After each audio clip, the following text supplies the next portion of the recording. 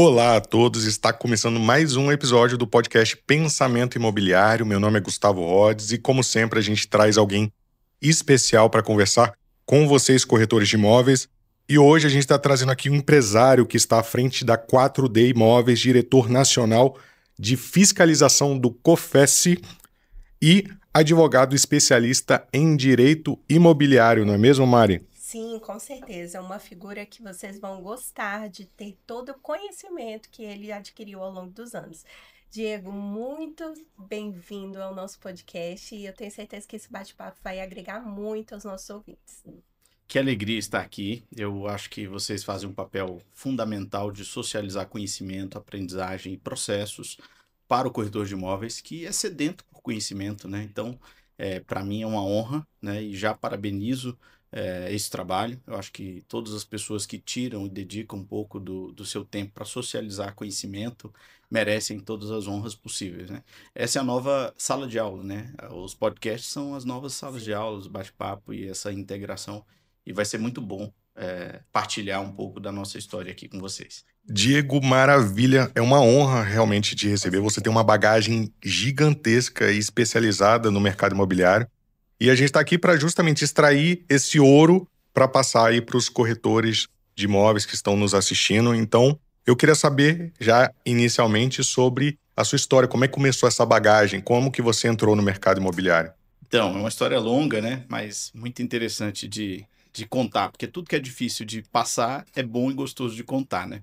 Mas eu faço aqui, retribuo você essa honra, até em homenagem a você, eu vim com o mesmo corte de cabelo, então a gente tá aqui na mesma página, mas eu agradeço aí a oportunidade.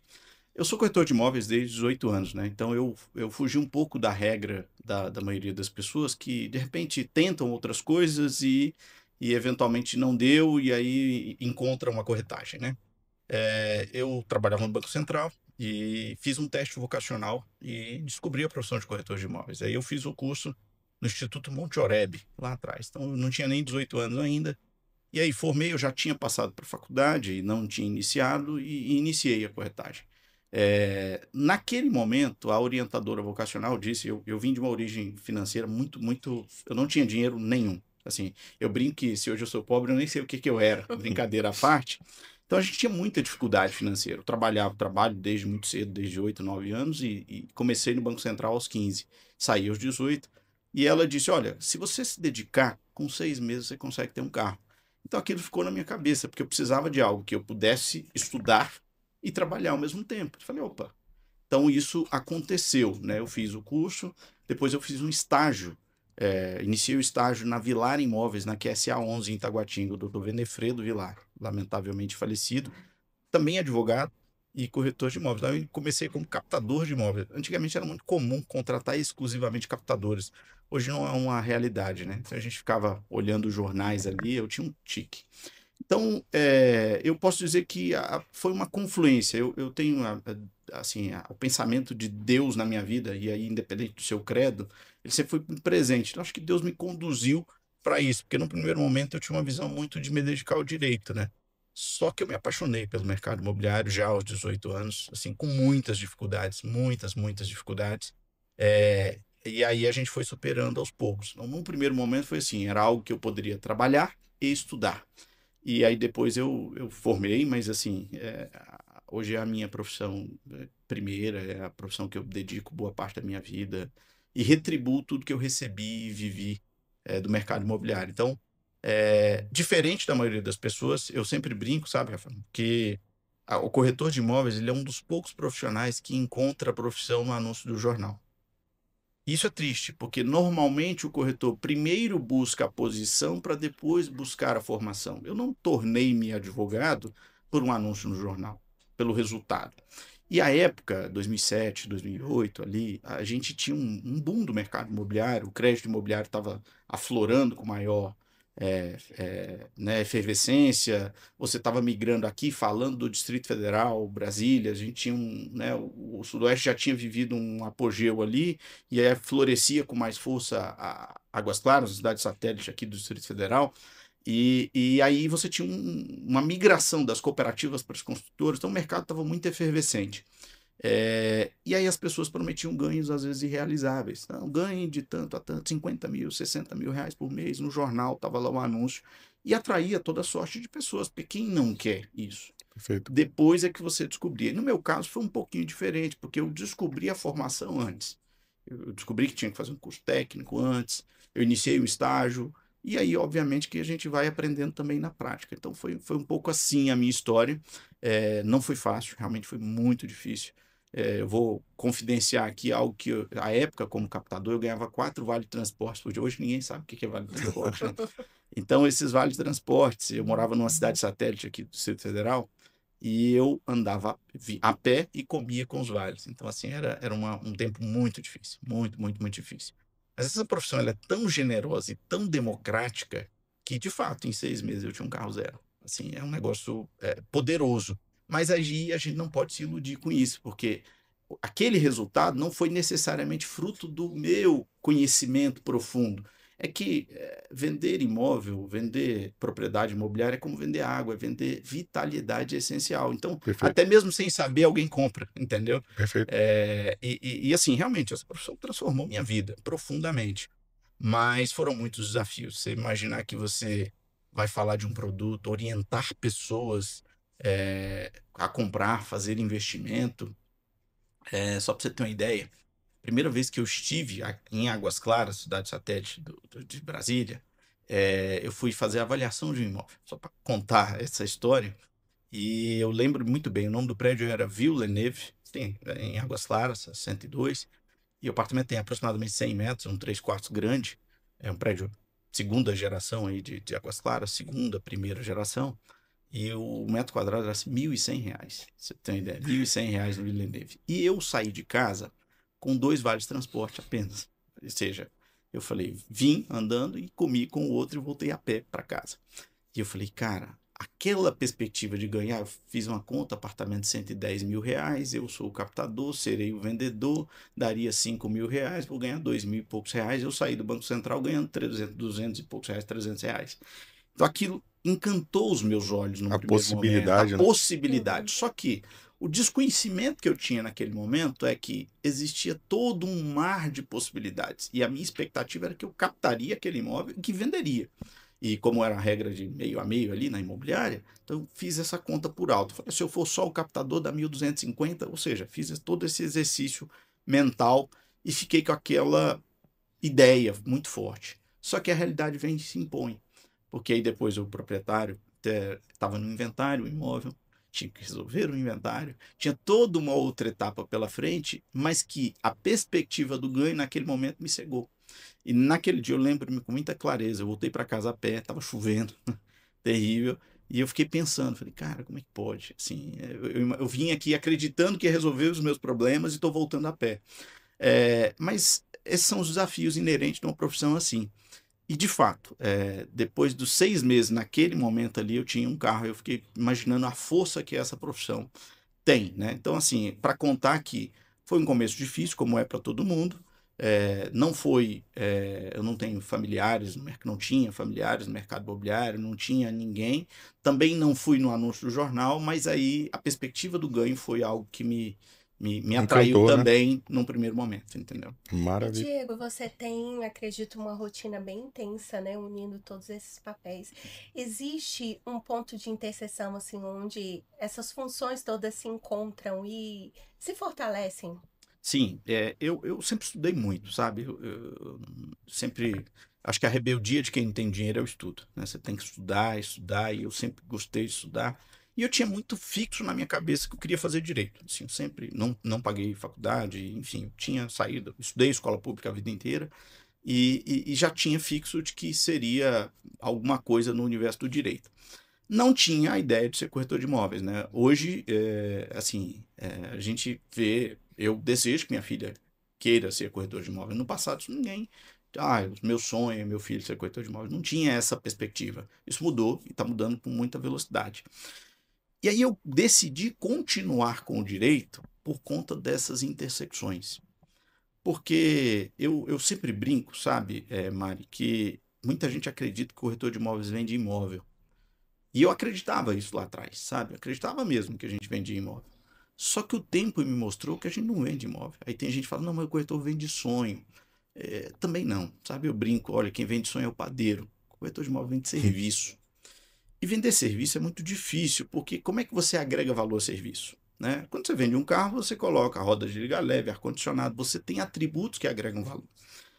Ao vender serviço, você vende essencialmente as habilidades que você tem, naturalmente, ou as que você adquire com a formação e conhecimento, feeling, percepção e etc.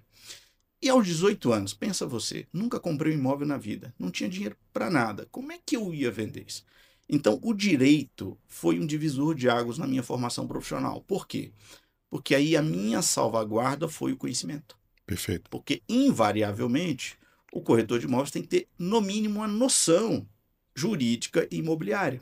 Então, quando você fala do ponto de intersecção, o que me fez ter autoridade para falar com os clientes foi o conhecimento, e o conhecimento jurídico, incipiente. Então, hoje, a decisão de permanecer no direito e continuar advogando como advogado imobiliarista foi para essa construção de autoridade. E é curioso porque a minha advocacia imobiliária ela teve êxito mais pelos meus clientes no mercado imobiliário.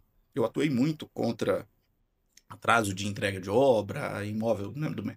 Assim, as construtoras passaram por algumas dificuldades. Então, o ponto de intersecção está, primeiro, no conhecimento, e aí, segundo, as discussões jurídicas elas têm duas grandezas preponderantes. A primeira é emocional, passional, de vida, né? Ou seja, os bens da vida, né? Saúde, integridade física, e patrimonial.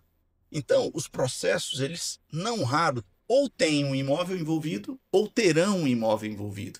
Então, eu sempre conciliei isso, de ter informações. Então, eu sempre usei a estrutura do judiciário para captar imóveis, para comprar, e eu tenho uma dedicação da minha vida que são ativos estressados, imóvel com algum tipo de problema. Porque aí eu vendo para quem não quer comprar. Certo. Eu vendo oportunidades. Então, eu atuo muito com leilão e algumas coisas assim. Então, há uma intersecção quase sempre, entendeu?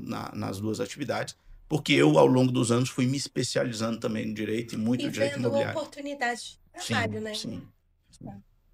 Diego, muitos corretores, eles estão nessa jornada, né? Eles estão vivendo essa jornada, ou já passaram por ela e estão querendo conselhos de alto valor, alto nível, para que eles possam adaptar o negócio deles, né? Sim. Você falou que o momento de intersecção foi o momento do direito na sua vida, o direito imobiliário.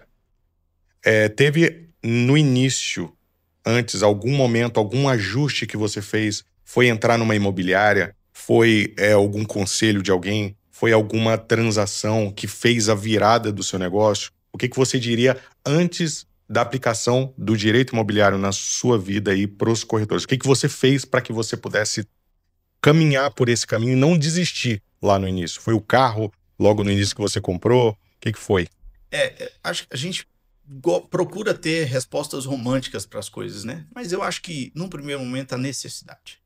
Invariavelmente, a gente pode até romantizar algumas coisas, algumas tomadas de decisões, mas o que nos faz mover é a necessidade. Então, eu gosto muito do Mário Sérgio Cortella e ele tem uma aplicação que ele fala da acomodação, ele faz a origem etimológica da palavra acomodação, né? Que vem do comotério, que é a mesma coisa de cemitério. E a gente pode se acomodar com coisas boas, situações boas e situações ruins, né? Então, o inconformismo com a situação que a gente tem hoje te move a buscar uma situação diferente amanhã. Então, sem qualquer romantismo, a minha necessidade me fez buscar. Eu sou muito precoce na vida, né? Como eu disse, eu trabalho desde 8 anos de idade.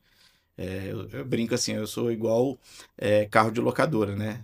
Bom de ano e ruim de lata, né? Então, a gente tem um desgaste maior, porque você se expõe. Então, agora tem a influência. Eu comecei, como eu disse, eu vou contar uma pequena passagem com o Dr. Venefredo, já saudoso. Eu fiquei pouco tempo lá, mas um dia eu falava muito ao telefone, sempre fui muito falastrão, né? Mas aí tinha os vícios da fala, né? Gírias inerentes da adolescência, juventude, né? E ele me ouviu falar ao telefone e em algum dado momento eu falei uma gíria de Brasília, velho, alguma coisa nesse sentido. Hoje não uso muito, eu evito bastante. Mas o doutor Venefredo esperou calmamente, e eu usava a sala dele, né? Ele ficava lá, não tinha espaço. E ele esperou calmamente terminar a ligação, ele desligou, ele era pastor também, é um homem muito sábio. E ele falou, você espera vender um imóvel para alguém falando gírias? Sim, com esse tom. E aí eu pensei, né? Falei, eu preciso fazer uma transformação de vida para poder atingir as pessoas. Talvez a venda não aconteceu pela sua linguagem, pela sua postura. Veja, um vocabulário. Eu não estou dizendo que você não possa ter uma linguagem, né? Mas é que no mais das vezes o público que demanda por imóvel é um público mais sereno, mais tradicional e etc. Você não vai pecar ao ser mais sóbrio, né? Então esse é um conselho muito forte. Depois, com o direito, essa virada de chave, eu confesso que eu tive um momento assim de crise existencial. Quando eu formei, então, sou advogado, passei na UAB antes mesmo de formar, sou advogado, agora, o que eu vou fazer? Bom, eu preciso experimentar, eu não posso pegar isso e jogar no lixo. E coincidiu do mercado imobiliário estar meio de lado ali, né? E aí eu falei, cara, mas eu amo ser corretor de imóveis. E eu comecei na Vilar Imóveis, depois tinha uma operação incipiente aqui, aí eu fui descobrir o mercado primário, os lançamentos, como chama, então, mercado primário. E esse mundo era muito mais glamuroso, porque o mercado primário, terno, bonitinho, plantões, né? A época de plantões decorados, maravilhosos, você se sentia mais pertencente. E eu descobri uma operação numa imobiliária que não existe mais, a época chamava Cleides Imobiliária, e aquilo me encantou, né? Então ali foi um ponto de inflexão. Aí eu comecei a acessar tickets maiores. Porque quando você está no mercado secundário, na revenda, hoje não. Hoje é comum ter imobiliários de revenda com 40, 50, 60 corretores. A época não. Um imobiliário de revenda eram 3 corretores, um captador. Normalmente o corretor era uma camisa de manga curta, um Monza e uma pochete, brincadeira à parte. Era um estereótipo, né? Então o corretor ele era mais... operações mais locais, né? Você não tinha operações tão grandes. Mas quando você vai no mercado primário, você vai numa convenção de vendas, você tem centenas de corretores, você tem metas, prêmios e aquilo. Aí a perspectiva do ganho do dinheiro ela é mais latente. Você fica ali, olha, você precisa bater meta, você precisa fazer isso, e muito cliente para atender, gente não interessada. Então, esse foi um ponto de inflexão. Depois, um segundo ponto foi sair dessa outra imobiliária. Aí eu fui trabalhar em outra operação. Depois uma outra construtora, e aí a decisão, aí não mais trabalhei para ninguém. Assim, uma decisão que eu tomei, isso já com 18 anos, eu só tive uma carteira assinada na vida, por 3 meses, antes eu era menor aprendiz e estagiário, então tinha a carteira assinada, mas não era propriamente um vínculo. E eu decidi que não mais eu teria alguém, eu seria senhor do meu próprio destino, para o bem ou para o mal, foi isso. Então, o ponto mais crucial ali, e talvez os conselhos, então tem um grande amigo do mercado imobiliário, ele me orientou bastante também, então, assim, uma soma de fatores. Uma soma de fatores. Exatamente. Que acaba destinando a gente para um rumo ou para o outro. Mas não é fácil para um corretor decidir, bom, eu vou trabalhar sozinho, ou eu vou trabalhar numa operação. Eu sempre faço isso, eu tento orientar corretores, olha, tem que ver o que faz sentido para a sua vida, não tem certo e errado. Eu conheço corretores que no final do dia a margem líquida dele é muito maior do que o dono da operação. Perfeito. E não necessariamente você precisa... Esse mercado é tão rico, você não precisa ter uma placa na porta para prosperar nesse mercado. Não precisa mesmo, entendeu? Longe disso. É legal isso que você está falando, Diego, do perfil, né? Sim. Geralmente a gente busca uma receita, assim, né? A famosa receita do bolo, né?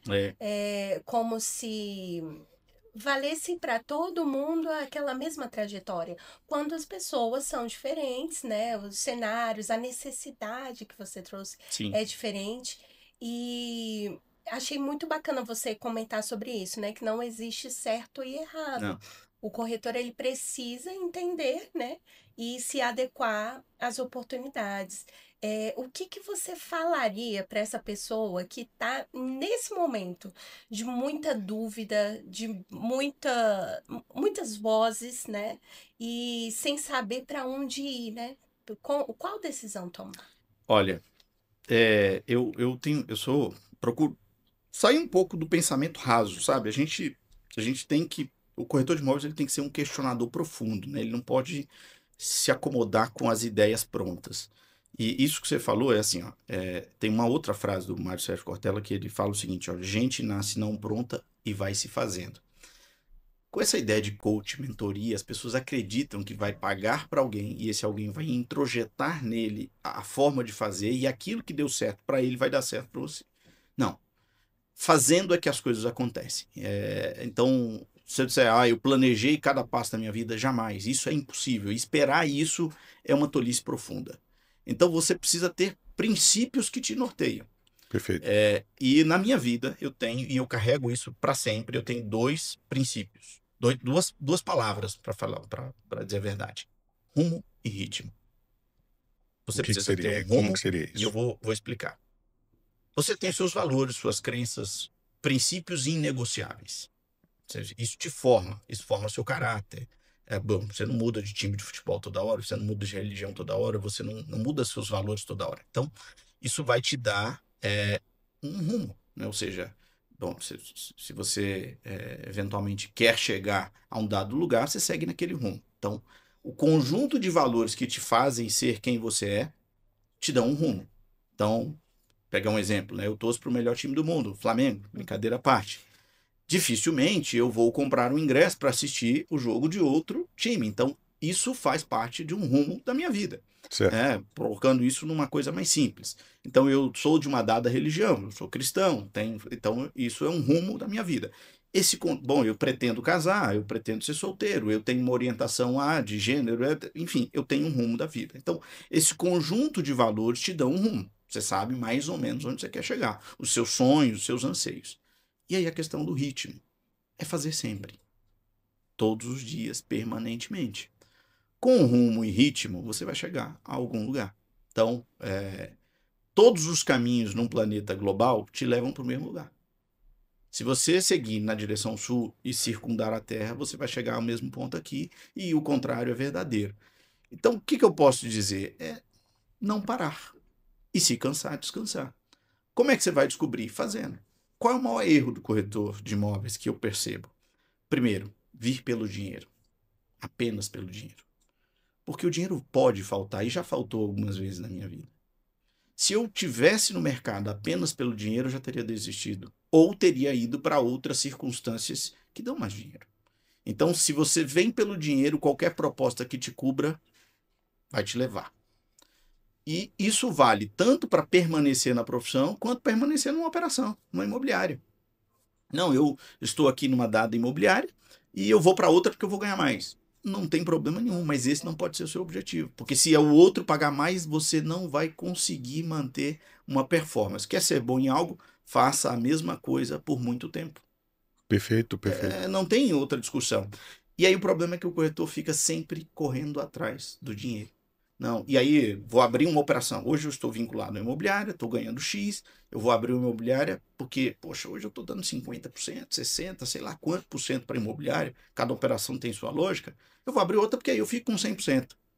Não pode ser sua motivação.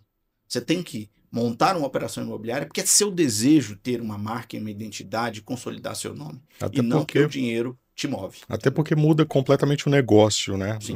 São outros desafios, desafio de gestão, desafio aí de liderança, então muda o job, né? Hoje falando até de posição, né? Hoje o senhor atua como diretor de fiscalização do COFES. Queria que explicasse um pouco para o pessoal sobre o conselho, o que seria o conselho, o que faz o conselho e sobre esse departamento hoje que o senhor atua. Então, voltando aí para o RR, né? Rumo e ritmo, que é isso norteia a minha vida.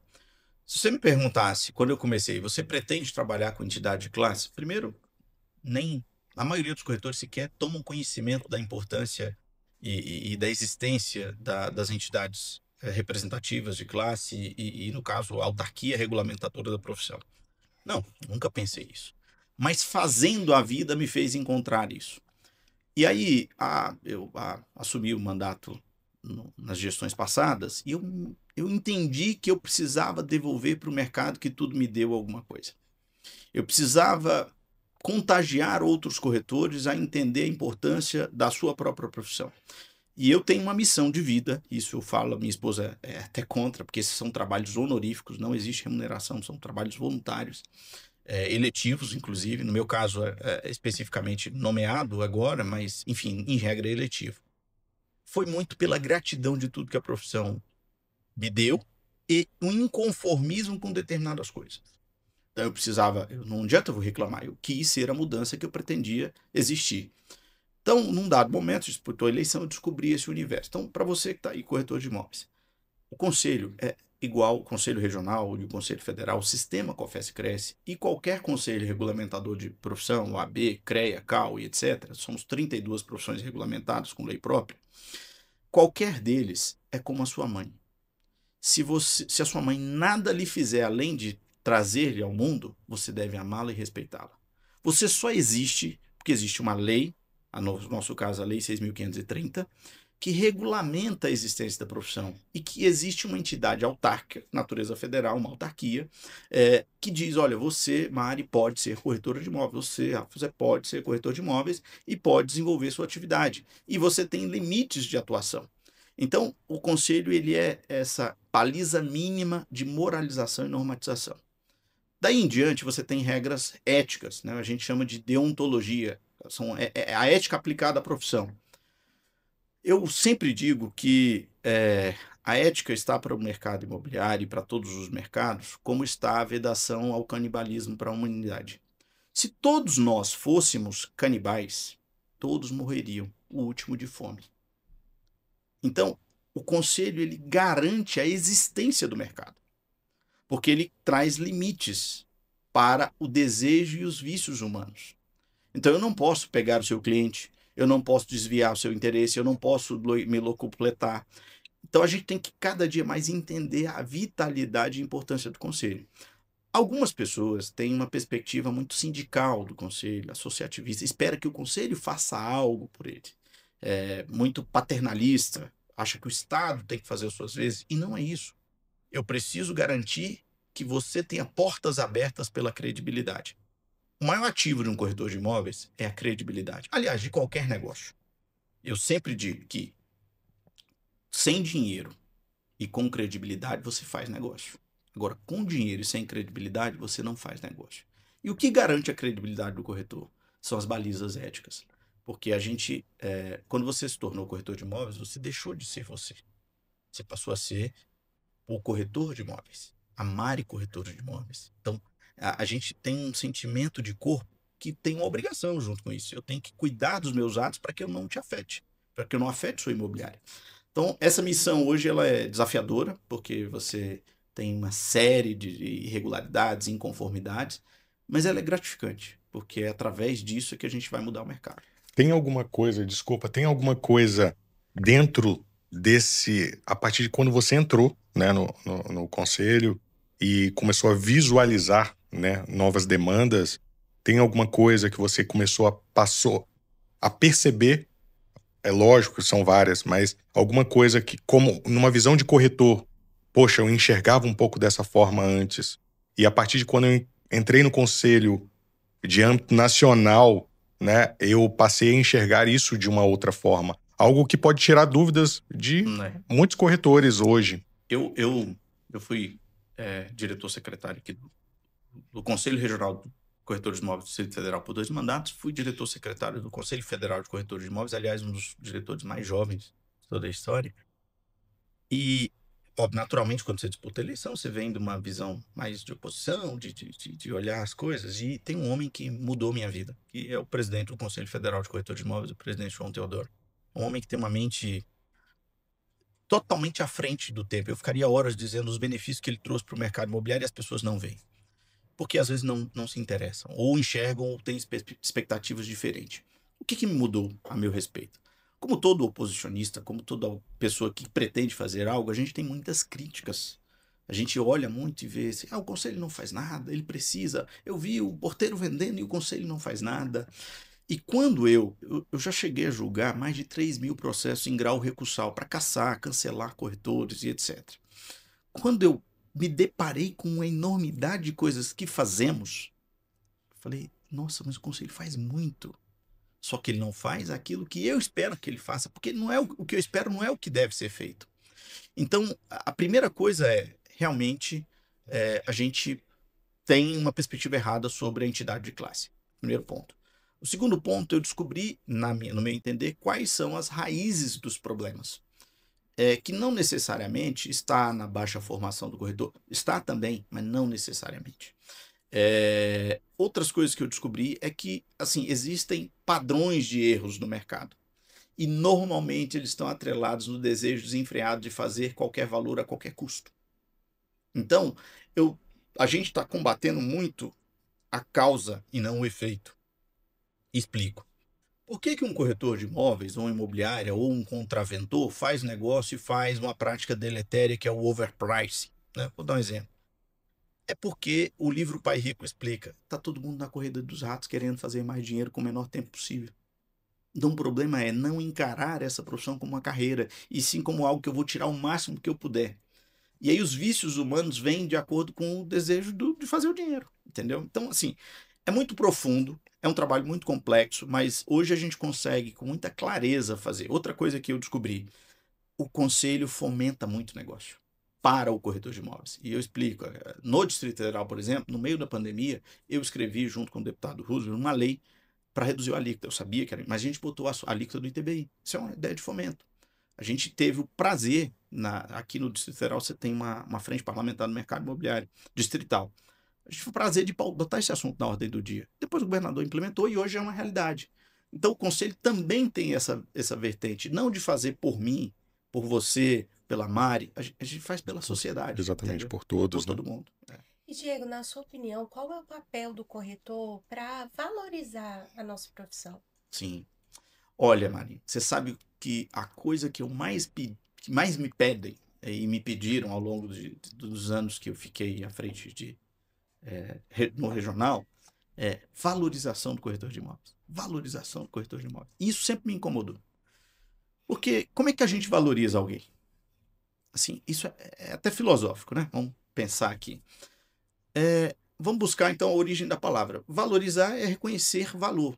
É o ato de conhecer e reconhecer valor contido em alguém. Então, é impossível valorizar alguém se essa pessoa não tem a perspectiva de que ele tem valor. Então, o primeiro ponto que eu acho que o corretor de imóveis tem que ter é autoestima. Olhar no espelho e entender que ele é importante, que ele está numa engrenagem importante. Porque não entendia como é que um corretor pode não ser valorizado se, primeiro, do ponto de vista material, o mercado imobiliário, e aí falando do real estate global, o mercado global, se nós hoje liquidássemos toda a riqueza, tudo que tem valor, ouro, títulos mobiliários, tudo que tem valor tangível, os imóveis representariam 68% de toda a riqueza global. Só para vocês terem ideia, o Distrito Federal, e eu faço esse acompanhamento permanentemente, 2024 o Distrito Federal vendeu em imóveis, veja isso, vendeu aproximadamente 25 bi em imóveis no mercado secundário, de revenda. Com a arrecadação do ITBI, aproximadamente 21 bi, 30%, vamos colocar aí, de irregulares, promessas de compra e venda e etc. Então, 27 bi. Ou seja, a gente está dentro da maior cadeia de valor econômico que se pode imaginar no planeta Terra. Como é que esse profissional que vende esse produto não tem valor? Então, começa por aí. Do ponto de vista existencial, a gente transaciona o bem mais importante da vida de alguém. Eu brinco que o corretor não vende sonho, porque nem sempre a compra e venda de um imóvel é um sonho. Às vezes é uma dor, às vezes é a superação de uma dor. O cara que faliu e está vendendo a fábrica dele, é sonho? Não é sonho. O cara que está fazendo um downgrade por causa de um divórcio, não é sonho. É gestão de sentimento. Então, eu brinco que o corretor de imóveis vende o lugar para onde as pessoas vão voltar. Nós estamos aqui fora de casa e voltaremos para casa. Imagina você perder o lugar que você... É tão ruim não saber para onde você vai voltar. Você fica perdido. A casa é o norte de qualquer pessoa, é o rumo de qualquer pessoa. Então, como é que esse profissional não tem valor? Sabe por que ele não tem valor? Porque ele acha que o valor está no imóvel. Porque ele acha que o valor está no número. Ele não dá importância naquilo que ele faz. Porque ele acha que o papel do corretor é apertar mãos. Então, ele não tem uma percepção de valor porque ele veio pelo dinheiro. E aí, o trabalho que a gente precisa entender é: você é o valor. Você tem valor. Ninguém fará nada que te valorize a não ser você. Eu uso o exemplo das minhas duas profissões. Paralelo de advogados. A OAB estima que, a OAB Nacional estima que nós teremos aproximadamente 2 milhões de advogados em breve. Imagina. A gente tem aí 90 milhões de processos no Brasil. Lamentavelmente, a média de ganho no advogado é 4, 5 mil reais no máximo. Se você vê, a média de ganho de um advogado é 4, 5 mil reais. Houve um empobrecimento em massa da advocacia. Mas todo advogado que você conhece, ele está com um terninho e ele praticamente exige ser chamado de doutor, mesmo na pobreza. Vou pegar o exemplo de um corretor que eu conheci, lamentavelmente falecido, o seu Jurandir. Corretor milionário, humilde. Todo cliente para ele era doutor. Todo cliente para ele estava acima dele. E ele era milionário. A maioria dos clientes sentavam à mesa com ele, tinha menos dinheiro que ele. Mas na perspectiva dele, o cliente estava acima. Porque ele se diminui. E tem uma explicação histórica para isso. Vender serviço era muito complicado no Brasil. Na década de 70, 80, 60, etc. Só consumia serviço quem tinha muito dinheiro. Então você pegava a pessoa, o sapato. Quem ia ao sapateiro? Quem tinha dinheiro. Quem ia à costureira? Na minha família, vocês que nasceram ricos é diferente, mas na minha família, costurava roupa em casa, arrumava o sapato em casa, ou seja, tudo em casa. A gente fazia. Pedreiro era um remendo, puxava ali, fazia, todo mundo fazia. Mutirão para fazer, bater uma laje, etc. Então, pessoas mais humildes, classe média baixa, média, as pessoas carentes, não consumiam serviço. E o prestador de serviço, ele tinha que ser mais subserviente. O tomador do serviço está aqui e eu estou aqui. Se você dissesse para um cliente, e já aconteceu isso comigo, se dissesse para um cliente no passado, eu moro no prédio que eu estou vendendo, ele não comprava. O corretor estava distante. E isso veio estigmatizado ao longo do tempo. Só que a sociedade mudou. Hoje nós vivemos um mundo horizontal, as pessoas são iguais, a internet, a democratização, você vê um youtuber tendo mais dinheiro do que um pós-doutor. Enfim, o mundo é horizontal. Mas ainda temos o resquício da mentalidade do corretor subserviente. Uma coisa é você ser respeitador, mas à mesa, o senhor da negociação é o corretor de imóveis. Se ele tiver conhecimento, se ele tiver valor para entregar para aquele cliente. Porque se ele estiver apresentando apenas o produto, ele não tem valor nenhum. Então ele tem que vender as habilidades dele. É complexo, mas valorizar o corretor de imóveis pressupõe diferenciá-lo dos maus dos bons. Essa é a diferenciação. Então, o maior ato de valorização que eu, como diretor nacional de fiscalização, entendo existir é fiscalizar. É punir quem está errado. É dizer, existem bons corretores e eles são a maioria. Entendeu? Então, é algo mais filosófico. Desculpa alongar aqui, mas é preciso entender isso. Entendeu? Sim. Não, e pelo contrário, a gente está aqui sentado já realmente tendo uma aula, né? Aprendendo que você tem muita bagagem. E essa bagagem, a gente poderia falar sobre qualquer assunto aqui, na verdade, né? A parte jurídica, a parte aí como dono de imobiliária, como gestor dentro de uma imobiliária, como corretor, como diretor do conselho. Eu quero tentar focar aqui na área que vai transformar realmente a vida dos corretores, de quem está nos ouvindo aqui. Você constantemente faz palestras, né? Faz palestras, eventos, apresenta um conteúdo específico seu para corretores, para o público em geral. O que você considera dessa ampla bagagem que você quer trazer para essas pessoas? O que você, dentro desses eventos, dessas palestras, desse conteúdo, você considera, caramba, isso aqui eu vou trazer esse conteúdo porque realmente vai transformar as vidas desses corretores de imóveis, vai mudar o negócio deles, né? Qual que é o conteúdo? É disciplina? É estratégia? É gestão? O que você considera como a cereja do bolo do seu conteúdo aí para trazer para os corretores? Tem que ser bem específico. Vamos lá. Eu começo dizendo o seguinte, que primeiro você precisa se especializar. Eu acho que vou dar um conselho por dia que começou lá atrás, com 18 anos. Se eu pudesse dar, eu vou dividir em 4 partes. Primeiro, conhecimento. Conhecimento. Você não vende nada a não ser aquilo que você sabe. Você é o produto. Você é o serviço. Não é o imóvel. Você precisa saber de imóvel? Precisa. Eu sempre digo, esse mercado tem mais a ver com carne e osso do que tijolo e cimento. Então você precisa conhecer de gente, de tudo que importa para pessoas. Então esse é o primeiro ponto. Conhecimento exaustivo. E aí o segundo está interligado com o outro. Pessoas. Você precisa entender de pessoas. São os 4 pilares da minha operação. Por isso, 4 dimensões da necessidade imobiliária.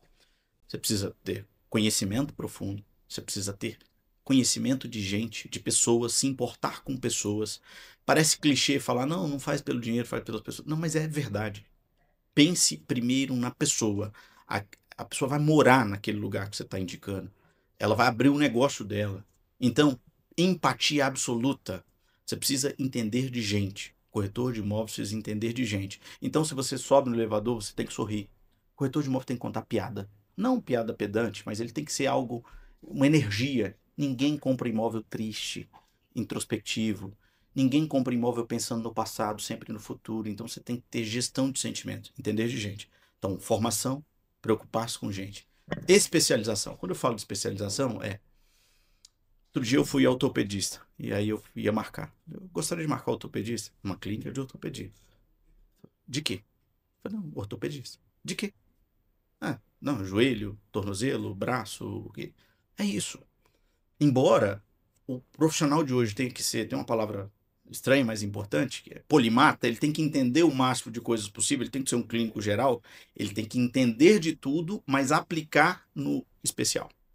Então você tem que ser especialista. Ninguém vende de um extremo da cidade a outro, mesmo falando de Brasília aqui, que é tudo muito perto, você percorre no mesmo dia um e outro. Por quê? O especialista, ele vira autoridade. Ele constrói autoridade. Eu tenho uma teoria de que nenhum corretor precisa de um raio de mais de 1.500 imóveis para atuar. Não precisa. Eu te digo, não precisa. Em 1.500 imóveis, 10% provavelmente cogita vender. 150 imóveis. 5% está vendendo. No universo de 1.500 imóveis, 10% cogita vender, 5% está vendendo. Então você tem um corretor de imóveis precisa de mais de 75 imóveis para poder girar e performar negócio? Não, obviamente que não. E quando você é especialista, você ganha mais e trabalha menos. Porque eu atuo num micronicho, eu tenho um condomínio específico, por exemplo, que eu sou proprietário e tal, estou lá há 17 anos. Assim, conheço e interajo com o condomínio há 17 anos. Não tem um negócio lá que eu não saiba, mesmo com outro vendendo. Assim, não tem. O especialista, ele conhece os buracos das ruas. Ele conhece todas as pessoas que são influentes ali. Então, formação, pessoas, especialização. E aí, eu vou dizer o seguinte. Escolha, não importa qual seja, algo pelo qual te faz os olhos brilhar. Não importa qual motivo, sabe? Eu queria ter na prateleira e te entregar uma área. Esse é o seu propósito de vida. Não, você precisa encontrar uma motivação que não seja, e para começar é a necessidade, para continuar tem que ter outra coisa. Então você precisa fazer com que os seus olhos brilhem. Não dá para vender imóvel desmotivado, não dá para vender imóvel desesperançado. E aí, eu falei que era 4, mas tem um outro pilar. Eu não acredito em transação imobiliária sem prosperidade. Para quem está comprando, para quem está vendendo e para quem está intermediando. Então, para mim, o corretor de imóveis é um fomentador de prosperidade. Ninguém compra imóvel para ter prejuízo. Você me empresta esse colibri que eu te dei, só para ilustrar? Depois eu trago outro para você, Mari. Esse é o pássaro símbolo da nossa profissão. Não sei se vocês estão vendo aí. Esse aqui é até bem cuidado. Eu tenho uma edição especial, tem alguns lá. Por que o colibri... Você já parou para pensar por que o colibri é o pássaro símbolo da nossa profissão? Tem uma resolução que regra, a resolução 126, se não me engano, que elege o colibri como o pássaro símbolo da nossa profissão. O colibri, ele tem 3, eu diria, elementos fundamentais. Primeiro, ele é um polinizador. Ele pega algo de uma flor e leva para outra. Ele pega aquilo que está sobrando aqui e leva o vital para aquele outro ali, para que se fecunde, né? Ou seja, então ele é um sinônimo de fecundação de prosperidade.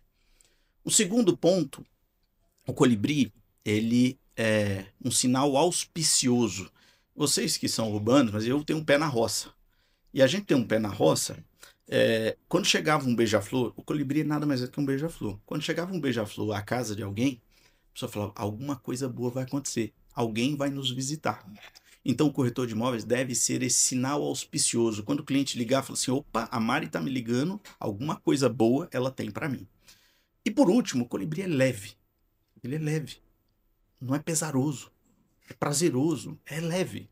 Então, esses 3 sinais fazem com a característica do corretor de imóveis. O corretor de imóveis tem que ser um fomentador de prosperidade. Você pode ter o melhor carro, você pode ter o melhor terno, você pode falar bem, você pode ter visitado, viajado o mundo inteiro. Se você der prejuízo para alguém, essa pessoa não te procura. Perfeito. Se o cliente fizer dinheiro com você, se ele prosperar com você, ele fica viciado em você. Exatamente. Ele vai te procurar, porque as pessoas, no fim das contas, elas querem prosperar. As pessoas estão apostando em bets, porque elas querem prosperar, elas querem sair dessa situação difícil para ter mais, elas querem prosperar. Então, se você vendeu e deu prejuízo, esquece. Agora, se você tem margem de resultado positivo, avaliou bem, fez um bom negócio, essa pessoa vai propagandear você para outros. Então, esse é um ponto. E você tem que ser solução para a vida das pessoas. Por isso, você tem que ser um sinal auspicioso. E não aquele cara que liga insistentemente, chato. Você tem que ser uma presença leve na vida das pessoas. Então, eu diria que esses são os 4 conselhos que eu daria para mim mesmo. E sendo o último, esses 2 aqui, que vamos dizer assim, ter um propósito. E esse propósito tem que envolver a prosperidade. Não necessariamente financeira. Né? Perfeito, perfeito. Mudando um pouco o ponto, a gente tem atualmente tratado com inteligência artificial, marketing digital, então muita influência rápida acontecendo, né, dentro do mercado imobiliário em todas as áreas, né? Você tem alguma... como é que você vê isso? Como é que você vê o marketing aplicado no mercado imobiliário atualmente? Como é que você vê a inteligência artificial agindo hoje aí com essa sua bagagem gigantesca? Eu tenho certeza que vem algo especial aí dentro do mercado imobiliário. Vou falar para você que assim, é inevitável que você tem que saber, você tem que experimentar, mas também não precisa enlouquecer, né? Testar tudo, fazer tudo. Eu acho que sim, a inteligência artificial vai maximizar possibilidades para qualquer profissional e para qualquer segmento. E curiosamente o corretor que estaria menos ameaçado, o corretor de verdade. Não aquele que eventualmente fica massificadamente ofertando. Então você tem que entender e se inteirar e utilizar. Hoje o corretor precisa utilizar. Eu, por exemplo, tenho vários agentes para revisão de contrato, para várias coisas. Né? Eu treino agentes. Não gosto, isso para mim é operação, mas operações maiores elas não tem como funcionar sem ter MQL, SQL com inteligência artificial, tratar leads, etc. Não tem porque o volume é muito grande. Eu, particularmente, gosto dessa humanização, ou seja, por isso eu escolhi ter uma operação mais boutique, olho no olho, tomar café demoradamente com o cliente, bater papo, não fazer negócio imediatamente. Então, é isso. Agora, eu penso o seguinte, o marketing imobiliário, ele passou por uma crise existencial. Eu, por exemplo, que comecei com o jornal, eu anunciava na quinta e no domingo. E era muito caro. Então, assim, os portais, os marketplaces democratizaram as transações imobiliárias e facilitaram a vida do consumidor imobiliário. E o consumidor começou a ser mais exigente, né? Muito mais exigente. E antes, a gente tinha um privilégio. O corretor de imóveis era o dono da informação. Se você quisesse visitar 10 imóveis no dia, só com a imobiliária. Era impossível se não fosse. A chave estava com a imobiliária. Então ele tinha um monopólio da informação, porque estava lá no jornal, você sabia que era 3, QTS, VG, DCE, ou seja, era uma informação, você não tinha nada ali, você imaginava o imóvel. Então quem sabia mesmo, essa casa se encaixa com você ou não, era o corretor. Os portais, a internet, democratizou o acesso à informação. Então o cliente passou a ter mais informação que o corretor. Então o corretor perdeu esse ativo poderoso. E aí como é que passa a ser o papel do corretor de imóveis? Ele passa a ser um curador da informação. O corretor virou o algoritmo do cliente. Vocês assistem Netflix, provavelmente, né? Todo mundo. Pois é. Às vezes você passa mais tempo procurando o filme do que assistindo, não é? E aí a Netflix foi lá e aparece assim, sugestões para você. É isso, o corretor sugestões para você. O corretor é o algoritmo do cliente. E aí o marketing tem que ser isso. Mas para isso você tem que entender do cliente. Exatamente. Então, eu penso que a gente vai sair, e aí eu vivi essa crise existencial. Ora, totalmente offline, depois online, e agora o digital, o influencer. Será que eu vou ter que tirar minha meia? Será que eu continuo com a meia? Será que eu tenho que usar calça apertada? Será que eu tenho que seguir a tendência? Será que eu vou me tornar, e eu tenho uma certa crítica ao uso dessa palavra alto padrão para o mercado imobiliário, mas será que eu tenho que ser alto padrão para poder ser relevante? Ou seja, eu passei por isso. Assim, se você não tiver no digital, se você não tiver isso, você vai se extinguir. E aí o corretor alguns corretores agora estão sendo calibrados, estão errando a mão. Porque ele acha que o marketing é o carrão, ele acha que é a roupa, e aí é um monte de gente vazia. Eu sempre digo que essa barreira rompe-se assim, ó. Você tem o mesmo carro do cliente, mais ou menos, porque o dele provavelmente é desse ano, o seu é de 5 anos, 6 anos. Você às vezes até compra um Rolex, tudo bem, não tem problema, só que o do seu é 90, 100 mil reais, o do cliente é 500 mil, ou seja, não é igual. O cliente sabe que não é igual, mas você faz a contrafação de que é igual. Mas aí pergunta, onde seus filhos estudam? Provavelmente ele não está preocupado com isso, porque isso não vende. Perfeito. E aí você vê a diferença de construção de valor. E o corretor caiu nessa armadilha da contrafação, do dublê. E aí o marketing ficou muito em torno dessa glamourização do processo da venda. Nem todo imóvel é bonito ou instagramável. Então o marketing imobiliário não necessariamente precisa ser instagramável. Ele também é, mas não necessariamente. E sobre inteligência artificial, aí é assim, é a democratização ainda mais do acesso. Eu não preciso ter uma equipe de marketing hoje. Você consegue no Canva fazer várias artes. Você consegue editar uma apresentação de portfólio, enfim, com inteligência artificial. Ou seja, tem que usar Essas ferramentas. essas ferramentas para que a gente possa crescer cada vez mais. Diego, então, para você, existe um caminho que não passa necessariamente pela utilização da internet ou que não foca em todos esses parâmetros que hoje são ditos essenciais. Para você, existe um caminho fora disso? Existe e muito. Eu vou te dar um exemplo aqui, falando mais uma vez localmente, para você que assiste no Brasil inteiro. Eu tenho um outro mentor na vida, o Guto, o Carlos Augusto Bauti, a gente fez até um bate-papo. Ele foi dono de uma imobiliária que eu trabalhei. Ele não tem anúncio. Ele tem um outro parceiro de negócio, eu não vou revelar o nome. Você conhece algum corretor que faturou numa negociação 50 milhões de reais? No Distrito Federal? Eu conheço e não tem anúncio. E não foi anunciado. O high ticket de transação imobiliária não está no portal. Esse ano eu concluí uma venda que não foi anunciada. Então existem negócios.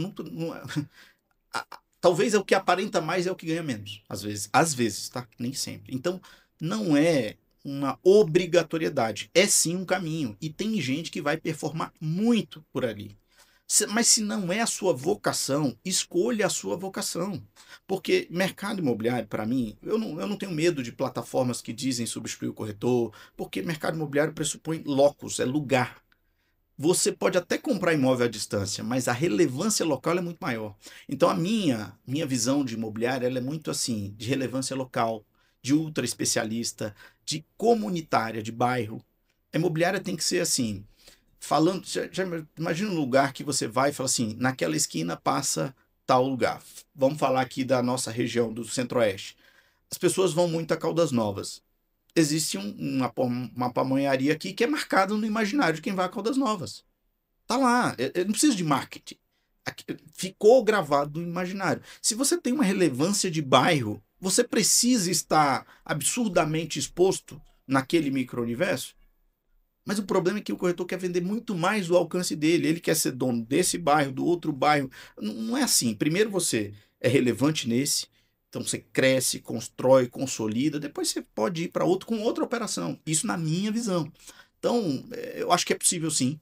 Os corretores que mais performam financeiramente, eles não estão nas redes sociais. Eu te digo com muita certeza. Quer seja no segmento de luxo, por exemplo. Você imagina que um artista famoso permitirá a exposição de todos os negócios dele? No Cidade Jardins, por exemplo, você não pode nem filmar internamente o apartamento. Então não é a ultra exposição que é o resultado. O corretor também tem que ter discrição. Ele tem que ser discreto. Esses corretores muito exibicionistas, eles terão dificuldade de lidar com pessoas que realmente têm dinheiro.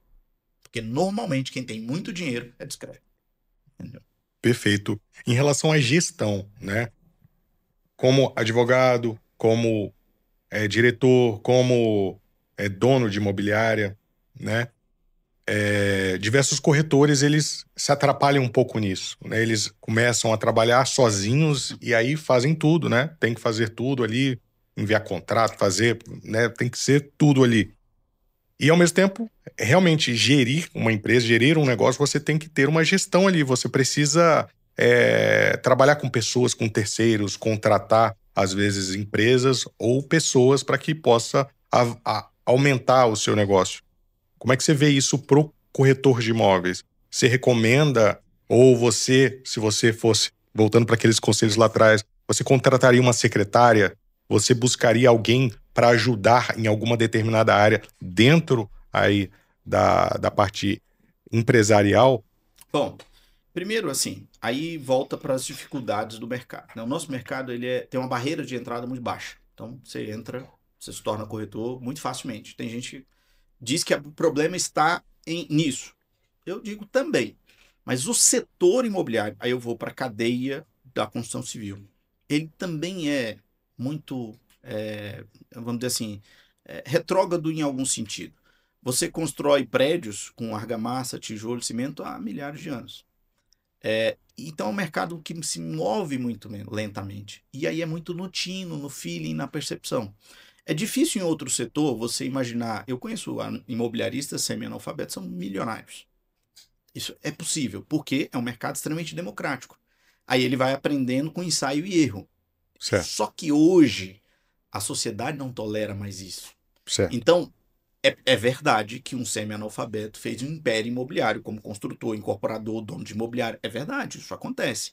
É mais plausível no nosso setor. Só que com a mudança, porque o cliente hoje tem informação, já não dá mais para arriscar assim. Então, abrir ou não uma imobiliária, ter ou não uma operação, não passa pelo pressuposto de que eu quero ganhar mais.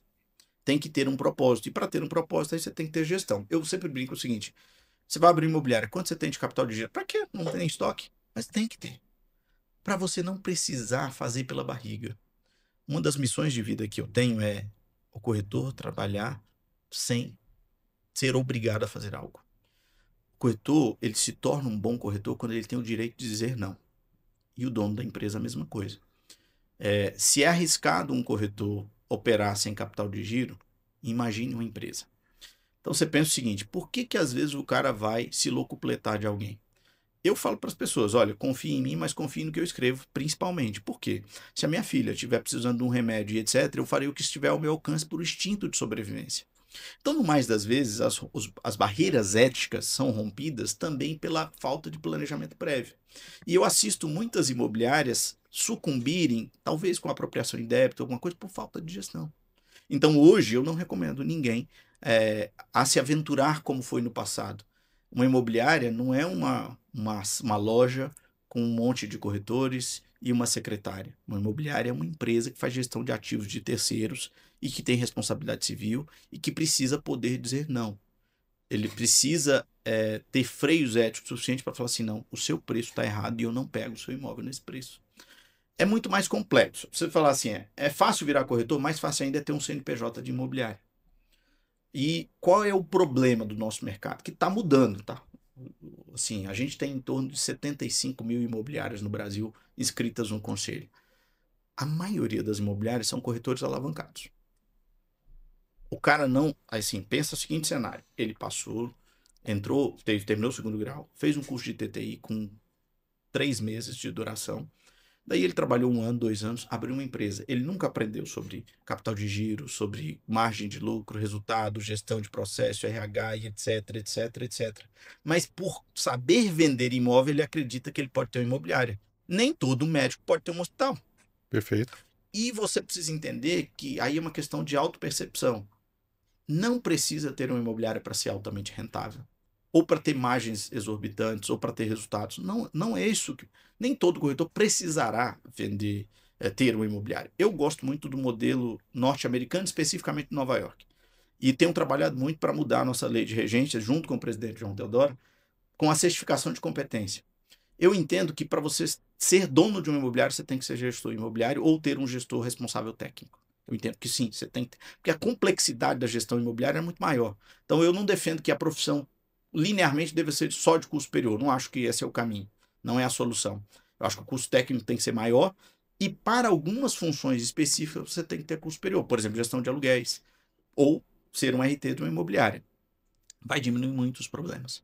Porque a gente, do mesmo jeito que a gente vê imobiliária abrir, a gente vê fechar. E aí é muito triste para o setor. Então, a gestão hoje é imprescindível. Neste propósito, nós criamos, e São Paulo está fazendo agora, o selo Imóvel Mais Integridade. Muitas imobiliárias já são agraciadas, hoje cerca de 22, 23. Que é nada mais do que um programa de compliance para as imobiliárias. Para que ela entenda e mapeie os riscos que ela corre para que o negócio dela seja duradouro. Então, hoje, se você está pensando em abrir imobiliária porque você quer parar de pagar 50%, olha, desista disso. Porque você pode performar muito mais estando numa boa imobiliária que faça sentido para você, que faça ser propósito. Agora, se você quer consolidar a marca, se você quer ter outros tipos de serviços ofertados, impactar a vida de pessoas, ter função social, aí sim você deve abrir uma empresa. Grande conceito. E, Diego, muito tem se falado de um cenário de insegurança, certo? De instabilidade. Como que você vê esse momento atual e quais são, assim, sua visão de futuro, né, para o nosso mercado? Olha só, eu gosto muito, a minha maior referência no mercado imobiliário de figuras é o Eli Orn, dono da Cirela. E ele fala o seguinte, sempre existiu crise. Que crise? Viver é uma crise. O ser humano, nós estamos aqui, ó, nós somos uma soma de bactérias lutando com outras, com etc, e inflamações, e cura, ou seja, vírus, e o mundo é uma crise. É isso. Agora, qual é a diferença do nosso setor?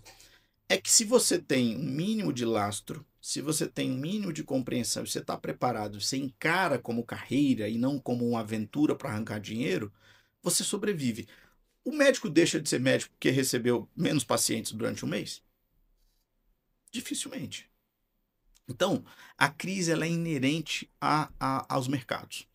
E ao Brasil, é assim, o Brasil é um país que, se você falar de crise, olha, quando eu comecei no mercado, o juro do financiamento imobiliário era 14 ponto alguma coisa, juro de financiamento. Hoje com a Selic a 15, a gente tem juros de 10 e pouco, o BRB anunciou, falando de Brasília, anunciou, o Banco do Brasil, você tem indução.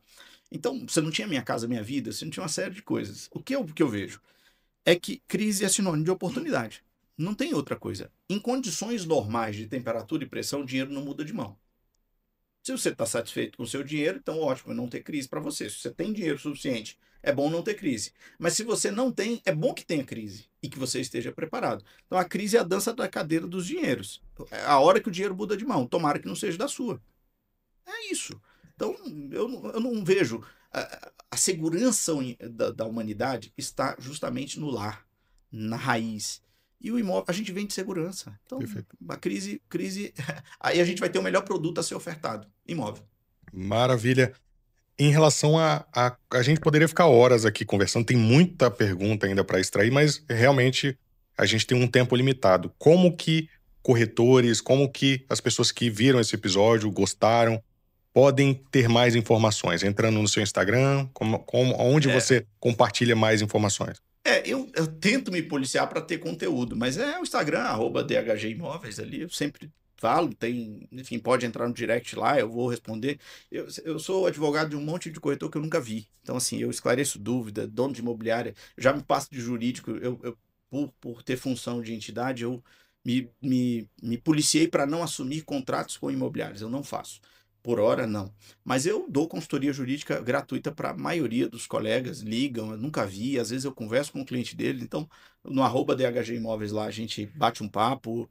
Eu sempre que posso e tem um assunto interessante, eu gosto de vídeos mais longos, então eu não quero viralizar, eu quero que você aprenda. Então eu faço ali vídeos de 10, 15 minutos no Instagram sobre vários temas, já falei sobre exclusividade, sobre outras coisas. Posta alguma coisa, a gente tinha lá um podcast também, mas deu uma parada, mas eu sou extremamente acessível. E assim, pode me ligar. As ligações demoram aí 1 hora, meia hora para bater papo, falar de mercado. Não há nada que me motive mais do que falar sobre mercado imobiliário. Legal, legal. Olhando para essa câmera, os corretores, né, que geralmente é o nosso público, que conselho, o que você gostaria de mandar de mensagem para esses corretores, né, falando com todos ao mesmo tempo, que frase você falaria, que palavra você falaria final aqui para a gente tentar encerrar esse podcast? Eu, mais uma vez, vou falar o que eu gostaria de ter ouvido. Quando eu entrei nesse mercado, eu acreditava que ia fazer o negócio da minha vida. Eu imaginava que eu ia transformar a minha vida num negócio, ia ter o máximo de resultado. Eu vi aquele tanto de oportunidade, falei, olha, eu vou fazer um negócio milionário, tal qual um garimpeiro. Vou achar a pepita mais valiosa e vou mudar a minha vida da noite para o dia. E eu acreditava mesmo e trabalhava. Um dia da semana eu trabalhava para grandes negócios, tirava certidão, ia, etc. Já importunei grandes empresários com ousadia e falava, não, eu vou fazer o negócio da vida.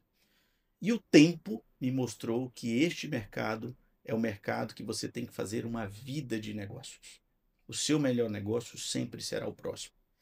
E aí você adota como estilo de vida negociar imóvel. De tal forma que te dá prazer em vender imóvel. Eu gosto de uma frase, e não estou aqui fazendo sectarização política, mas eu gosto de uma frase que o Donald Trump disse lá no passado. As pessoas gostam de jogar golfe, de ir ao clube, eu gosto de negociar. Eu acho que o corretor tem que ter prazer em negociar para atingir o resultado pelas pessoas. Então, se eu pudesse dizer, persista e faça dessa profissão uma vida de negócio. E não busque apenas o negócio da vida. E ética. A ética é o passaporte da prosperidade. Bacana. Uma aula, né, Gustavo? Uma aula, realmente. Eu quero encerrar. Vamos deixar esse conteúdo para o pessoal aí que quiser pegar mais informações, entrar no Instagram. Com certeza. Eu quero agradecer aqui publicamente, recebi um presente, A Natureza do Mercado Imobiliário, que foi um livro que o Diego participou, colaborou, uma riqueza. Eu acredito que vocês vão ser muito abençoados com insights, com tanto conhecimento, profundidade, né, de conhecimento aqui do nosso convidado. Diego, muito obrigada, foi fantástica a nossa conversa. E pessoal, se você gostou desse episódio, por favor, compartilha com alguém que você vai agregar esse conteúdo, que você acha que você vai trazer uma mudança de vida, uma mudança de negócio para ele. Então compartilha esse conteúdo, segue aí, clica em inscrever no canal para que você possa receber os próximos conteúdos e não esqueça de ver os outros episódios do Pensamento Imobiliário e os próximos que acontecem toda sexta-feira às 20 horas, não é mesmo, Mari? Sim, com certeza. Então, pessoal, a gente se vê no próximo episódio de Pensamento Imobiliário. Queria mais uma vez agradecer a nossa visita do nosso convidado Diego Gama e a gente se encontra lá, ok? Um grande abraço, fiquem com Deus. Tchau, tchau.